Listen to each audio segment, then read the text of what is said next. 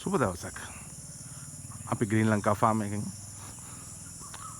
අලුත් වීඩියෝ එකක් දාගන්න කියලා හිතාගෙන අද මේක රූබි වෙරයිටි එකක්, මේක හයිබ්‍රිඩ් වෙරයිටි එකක්. සාමාන්‍යයෙන් ග්‍රෑම් 40ක් වගේ ලොකු වෙන ප්‍රමාණයක්. නමුත් සෑහෙන රතු වෙන වෙරයිටි එකක් තමයි මේක. මේකත් දැනට මේ මල් පීදන අවස්ථාවේ සමහරවිට පොඩි ලෙඩ රෝග එන්න chance එක තියෙනවා වැස්සට. මේ එතකොට ඒක පාලනය කරන ක්‍රමයත් එක්ක මම මේ කියන්න කියලා මේ වීඩියෝ එක කරේ. සාමාන්‍යයෙන් පොඩි පුල්ලි සමහරට කියමු මේක පුල්ලි. මේ පුල්ලි කියන්නේ මේක මේ ෆංගස් එකක්. එතකොට මේ පුල්ලි ෆංගස් එකත් එක්ක මේ අපි දෙකම ගහන්න ඕනේ. මේ අවස්ථාවේ ගහන්න බෑ, මීමැස්ස වැඩියෙන් තියෙන නිසා.